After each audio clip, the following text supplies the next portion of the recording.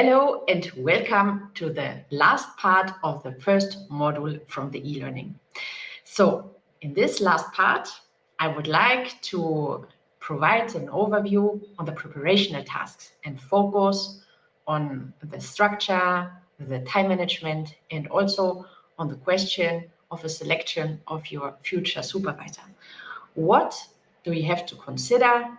Well, if you create your timetable and think about your time management, and also the question of the first supervisor and the second supervisor, what you have to consider and, well, what is important to know. Let's have a look at this class. So, as you can see, we will start up with some essential aspects and considerations about the preparational tasks before we get over to the very beginning of how do you start to write the thesis.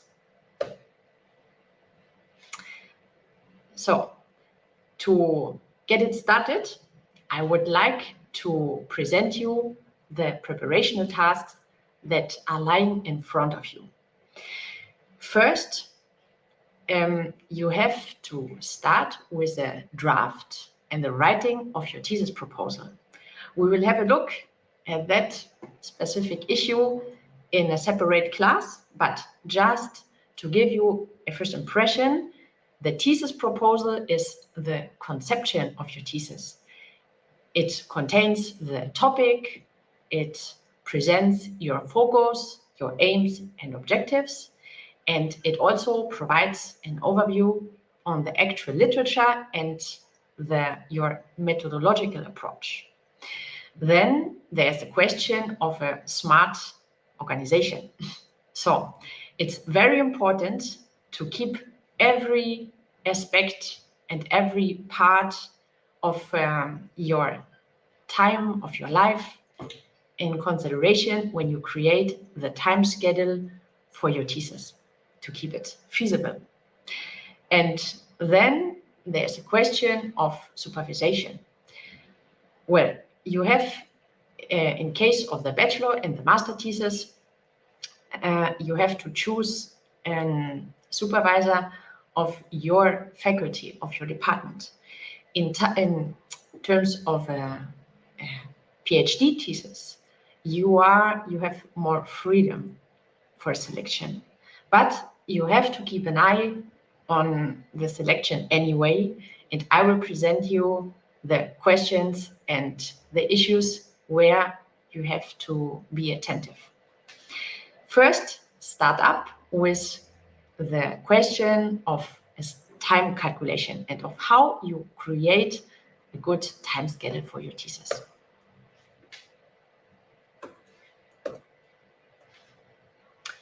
As you can see, before we start, I would like to present you, well, a little quotation that makes you aware why a timetable and a firm routine is one of the key issues of a successful thesis.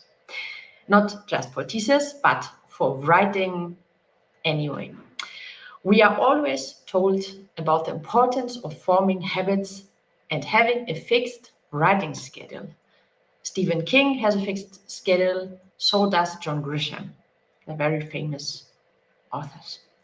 Even Hemingway considers the power of routine and of firm deadlines. In his case, it's the deadline from the editor's board.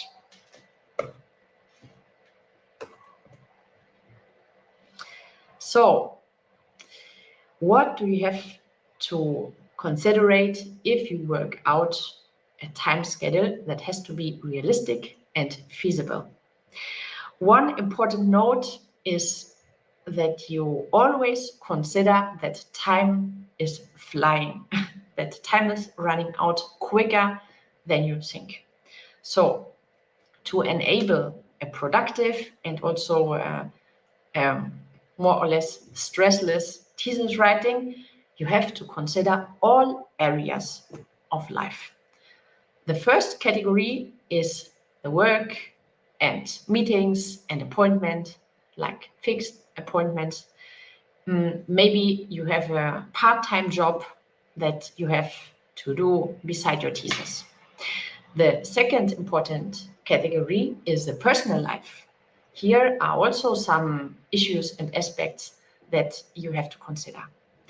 Then maybe it sounds very simple, but this is a category which is left out in many cases, is vacation and holidays. But this is also a crucial part to consider. And then last but not least, the most important, the time that you can spend on your thesis or on your dissertation. I like to start up with the first category of work and meetings and what enters.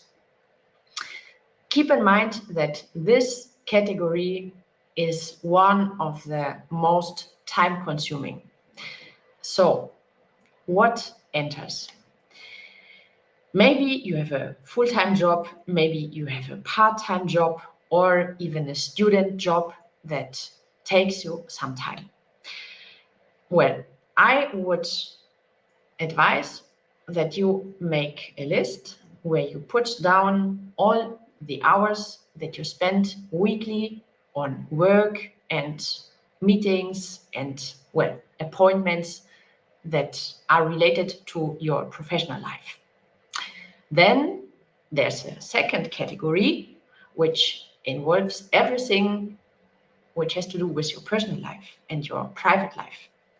So calculate the hours that you keep for your family, for your friends, for your partner. Maybe you have children, and also, well, with some meetings or appointments with friends. Well, this is very important because this is also part of your life and work balance, and it is important and crucial to keep some time for this private circle. Then there's also, maybe it sounds very simple, but it is also time-consuming, time for the household to go to the supermarket and buy things that you need. Or even if you have a pet, a dog, for example, and you have to go outside with the dog every day, 1 or 2 times, whatever. So, and also the time that you like to spend on your hobbies, if you are playing an instrument and you play in an orchestra, or you are, you are doing some yoga, some meditation, you are doing some sports, you are painting, whatever. So these are also things that are important to keep your life and work balance, and it's crucial that you come up with these things and calculate them in a timetable. Why? If you just calculate the time that goes for working and that you want to put in your thesis, then this is just the aspect of your working life. And it's important that you also keep the balance and that you don't leave the things out that are daily life and that are time consuming anyway. So these are the first 2 categories which are very important for good work and life balance, and also that you have to keep in mind to don't stress out and to don't get in a rush. Then there's a third and fourth category. The third is deeply related to the second category because it is the time and the free days that you will spend on vacation or holidays or whatever. The free time. So count all the specific days that can be birthdays or Christmas break or, well, New Year also, maybe some vacation that you are planning with your family and your friends. Well, at least this is time, these are days where you will not work so many time on your thesis. Keep it in mind, because otherwise, if you calculate these 3 days as whole days for work, and then you spend less time with your thesis, or even you spend no time with the thesis, then after this you will feel very bad. And so keep it in mind from the very beginning and try to calculate and to keep these days out from work. The fourth category, and well, for us, the most important is the thesis and the dissertation. So try to think about a realistic schedule of writing time. And also an important thing, try to concentrate the time that you can spend and that you will spend on your thesis in blocks, in writing blocks.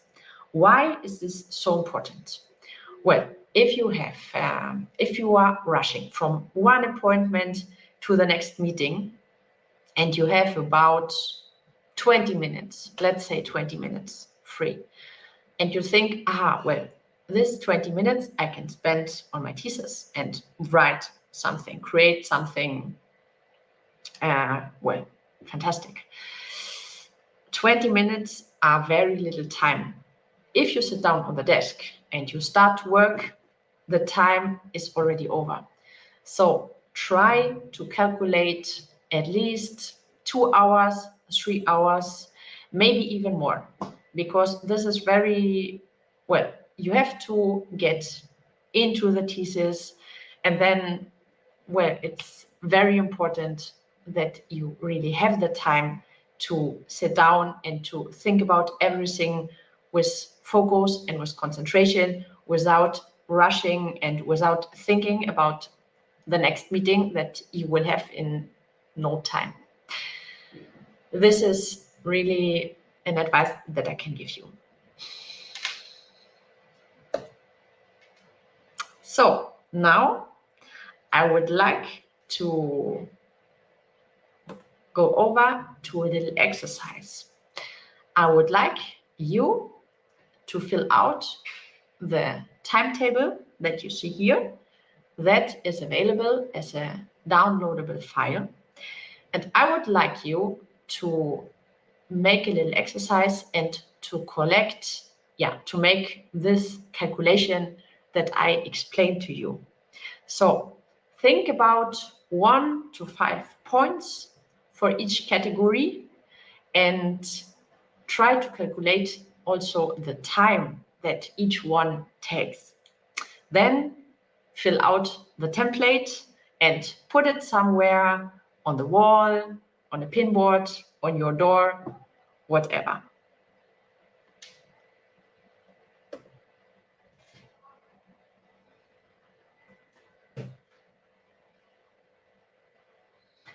Just to sum it up, to fill your thesis timetable, and you will also get this one because the other one is for the categories, and then try to fill out the weekly timetable. Put down every appointment, every firm meeting from work, from the professional life that you have. Then try to calculate the free time that you want to spend for a week, and also if there are some vacation days, then consider these days also. And put firm hours for your writing, for your thesis writing. It's really important that you keep in mind that the time that you know that you can invert in your thesis or dissertation will save you from unwanted and unexpected surprises. So do yourself this favor and think about the categories that I explained to you and about the weekly firm schedule that will create a kind of routine in advance.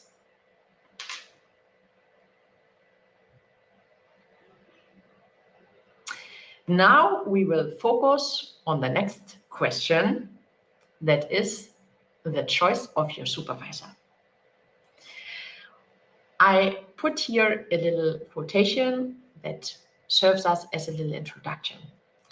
Keep in mind that you are not trying to make a new friend, but you do want someone who will offer insight and constructive feedback on your work. Yes, this is an important point. Why? Sure, it is important that your supervisor is also a person which is sympathetic to you, and a person where you don't have any fear to talk to him and whatever. But at last, you also have to keep in mind that it is your professor, and well, as such, he fulfills the academic function of supervising and orientating you with your thesis. But he is not actually part of your private circle. So what should you keep in mind if you will decide for a future supervisor? There are some things, some questions that I collected that can help you to make this choice. What should you ask yourself? And what should you ask your supervisor if you are in the position that you should decide on one?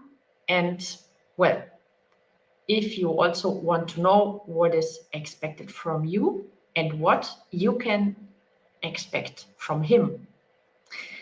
So something that you also have to keep in mind is that it is not just the question of the supervisor, but also the question of the surrounding conditions and of the circumstances. Like, for example, what the department can offer to you, what the university can offer to you. So you have these three things that are part of the area. First, the supervisor and his qualifications and well, his approach, then the university and the department.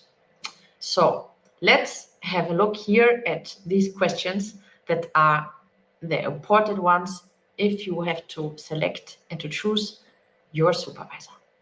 First, what does your potential supervisor expect from you? Try to have this clear. And if you have the chance to talk to him, then try to find this out. Then, what can you expect from your supervisor? What is his conception of supervising? Because the supervisors have different conceptions and different expectations on their students. Second block, what is the common regularity of meetings? So what does it mean? How often can you meet your supervisor? There are some supervisors who are just available sometimes for every a few months. There are some supervisors who will set up weekly meetings or, well, one meeting every 2 weeks, whatever. Try to find out what kind of person you are, like what is fitting for you, what do you need, and then talk to your future supervisor and ask him specifically about that. Then a connected point is, will you have the possibility to contact him outside of the regular meetings? What if you have any questions? This is also important. Why? Imagine that you are on a fieldwork or that you are working on your thesis, on some specific chapter, and then there's some point where you need urgently to talk to your supervisor to know what direction or what way you will follow up. So if the supervisor is available, well, I'm not really talking about the weekends, for example, or the holiday, but in general, well, it's it's relevant that you also can contact him if you have some urgent issues to clarify.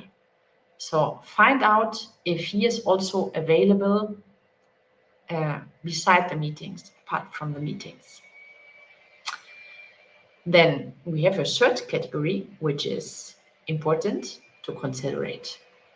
Are there some possibilities of regular exchange with students under his supervision? Do you have access to research groups and to projects of his chair?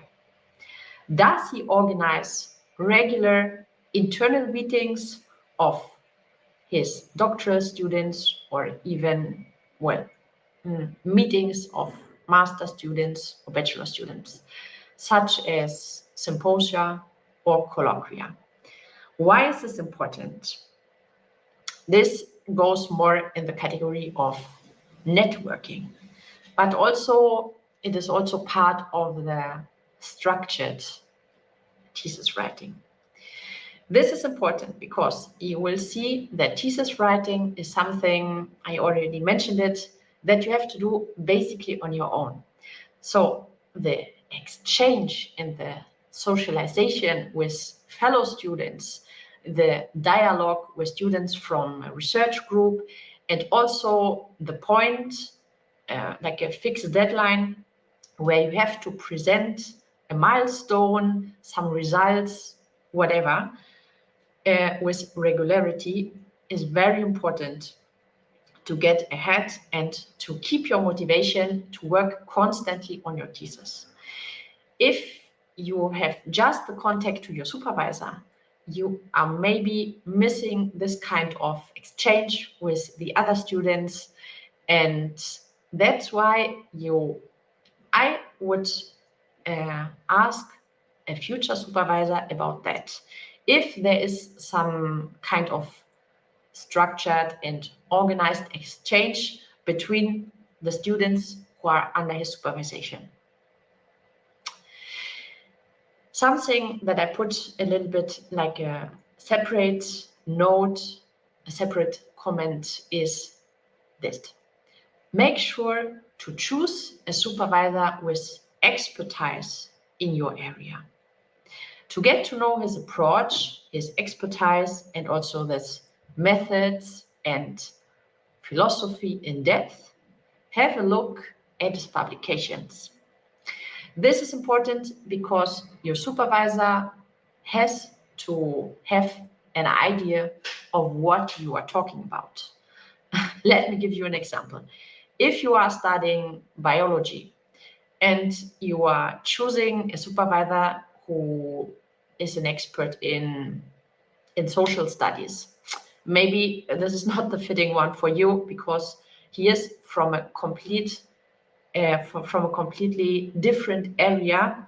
He has a different approach, a different methodology, and so it will be very hard to get in touch with him and to construct a great work together. It should be really someone which is an expert in your field. Then we have a fourth and a fifth category of questions that you should consider if you choose your future supervisor. First, this is what I told about the department, that there's also not just the person of the supervisor, but also the question of the department and of the university and what they can provide to you. Does your department provide an amount for conferences or for some symposia, some kind of exchange that will motivate you to present your work and to have chapters and sections ready or results ready to a certain moment. And maybe also, well, this is connected, related. Do you have access to programs of student exchange like research abroad, Erasmus, travel costs, research expenses, and well, maybe also funding for publication? This is something that is also important. This is not just about the supervisor, but this is also about your possibilities in the time of thesis writing. As I said, as you want to work as a researcher, it's very important that you have the chance to, well, dependent to your area, but to go on a fieldwork and make the data collection there at the place. And it's also necessary that you grow your curriculum, that you can present your work to colleagues and to academics on conferences, that they will get you to know that you have the chance to build a network. And same goes for publications. So if you are writing your thesis, and this is specifically important for the master students and for the PhD students, it's crucial that you have or that you produce some publications, some papers, and maybe articles that will be published already inside or during your thesis writing time. This is stuff that the people will ask you later if you apply for a job. So get to know what the department and what the university can do for you.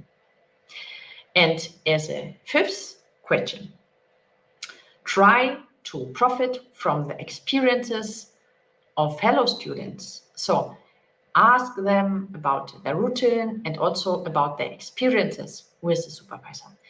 If you want to work and if you decide for a specific supervisor, then get in contact with the students who are under his supervision, because they are already at the point where you want to be, and they can tell you about the routine and about what is real.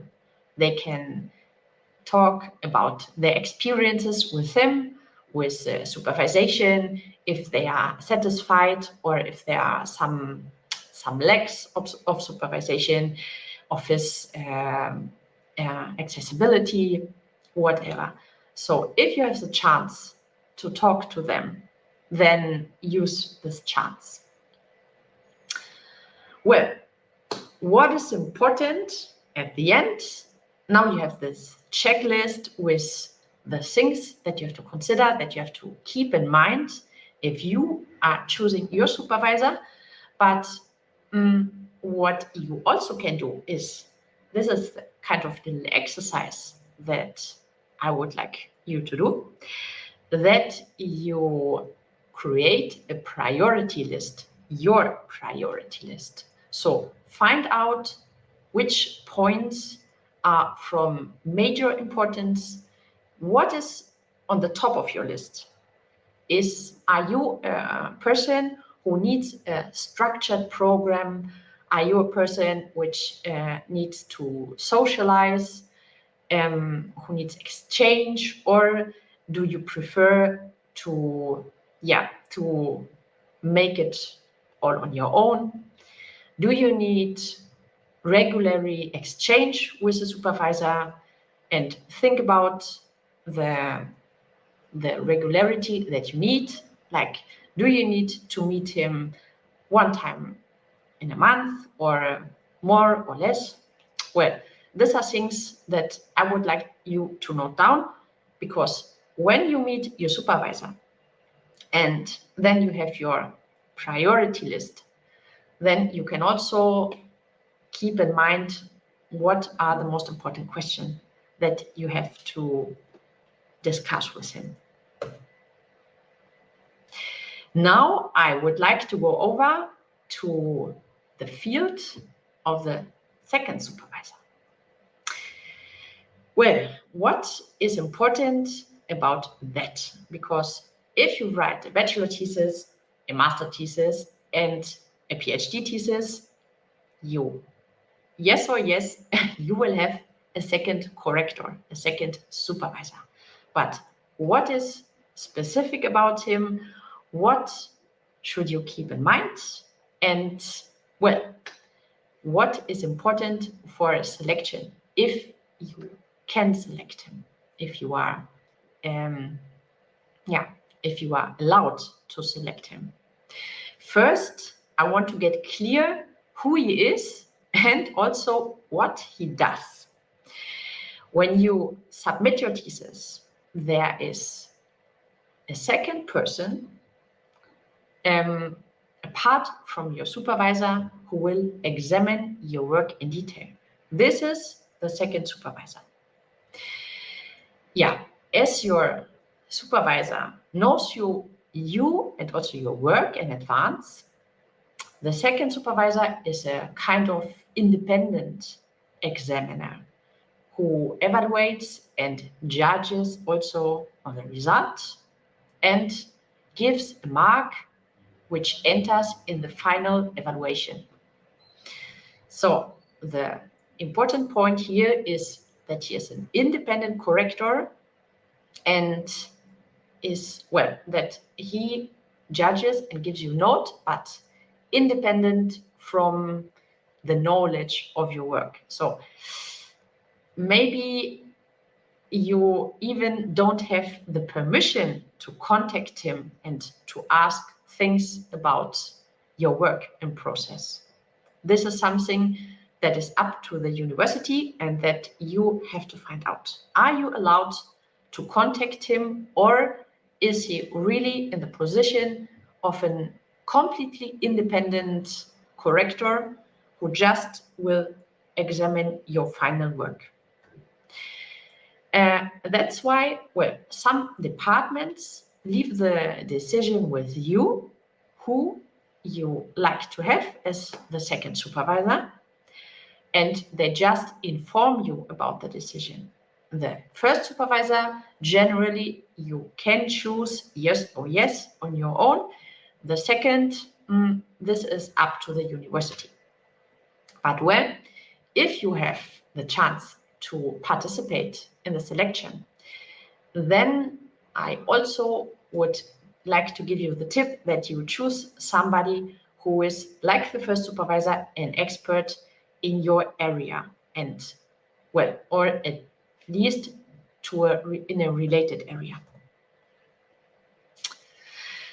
So I put down some considerations about choosing the second supervisor. First, about the formal aspects, then who. So what should you considerate? Then, if it is your choice, about the question of the choice, and fourth, about the question of the consultation. So let's start with the formal aspects. Some departments will give you the chance to participate and provide you with a list where you can put down the first and the second name, like a kind of wish list. This list, or this preference list, you have to hand in together with the admission and submission of the proposal and of the official documents that you need for the inscription.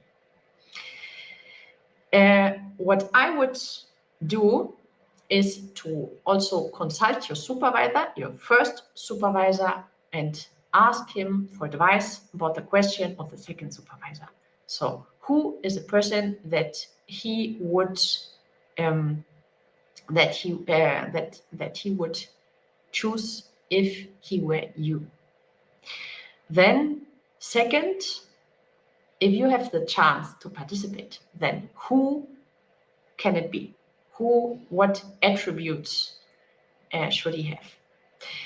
First, it has to be someone who has an expertise on your topic and on your discipline. Why? If you choose somebody from a different discipline, very similar to the question of your first supervisor, then it is possible that he reads your work, but he is not really familiar with the concepts that you are using, with the approaches, and this is a kind of this is a danger. So it is better to select somebody who knows everything that is related to your area and is familiar with the main concepts and approaches. Then I would give you the advice to choose somebody that you already know from former classes and that is maybe familiar to you, that knows you, and well, maybe you know somebody who also gave you good marks, for example. Important is that the more you know about him, about his premises and preferences, about his favorites, like his favorite points and issues, and if you also have an idea of his way to examine and on the points that he pays attention, the better you can estimate his expectations on you and on your thesis, even if he is independent and just will judge the thesis at the final moment. But these are things that can facilitate the work and also also guide you a little bit when it comes to the expectations. Then some other crucial point is that the supervisor should fit with the judgment and with the premises of your first supervisor. So choose a person who has a philosophy that goes hand in hand with the one from your first supervisor.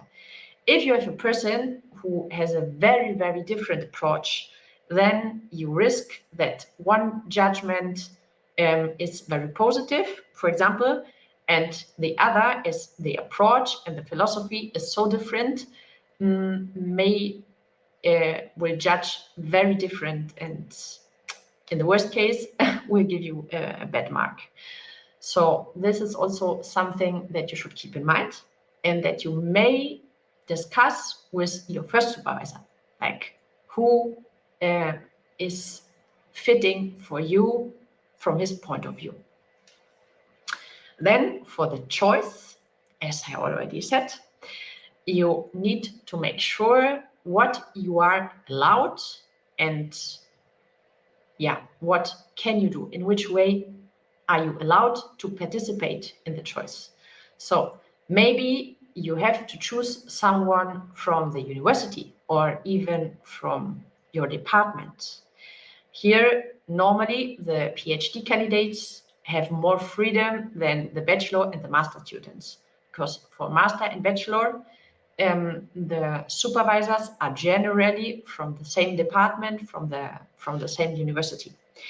In case of a PhD, you are allowed to choose supervisors from other universities also, specifically the second supervisor. If the choice is free, then think about what I told you about the question of who and have this in consideration. And last but not least, the consultation. This again goes with the guidelines of the universities, because if you are allowed to contact him for appointments, then I would do this. But keep in mind that he is not the first supervisor. Try to find out as much as possible about him, about his approach, about what he expects from you and from your thesis, and ask about doubts that you may have, but don't leave him with big parts to read in advance. This, again, is with the first supervisor, and he has most of the weight. So the crucial things you should discuss with the first supervisor, but well, if you have some doubts and you are allowed to contact him, then benefit from this chance. So just to sum it up, what we learned from this first class. First, we had a look at what is a thesis and on the preparation before the start. So now that you made this first module and completed the first module with success, you know the characteristics, similarities, and the differences of the thesis types. You have knowledge, you learned about the thesis sections and the chapters, also what makes out the general and the inner structure. You have an idea about the content, the detailed content of the sections of a thesis. Then in the second part, we learned about the skills and the abilities that you gain, and also what are your future benefits from writing a thesis. Then we continued with 10 advices that will facilitate your start. So things that I wish I would have known before writing a thesis and starting to write my thesis. Then in the last part, the third part of this module, we discussed about time calculation and good structure, how to find a good structure, how to organize yourself, and what categories you should keep in mind when you create a feasible timetable for the week and also for months, like the integration of holidays and so on. And last but not least, we talked about all questions around the selection of a fitting supervisor. So consideration of a selection for the first supervisor, and also about things that you have to keep in mind when you choose and when you participate in the choice of the second supervisor. So now you have done the first module with success, and you can go over and complete with the second module, which will deal with every question about how to start to write the thesis, from the thesis topic, from the thesis subject, until the limitations that you have to keep in mind. See you there.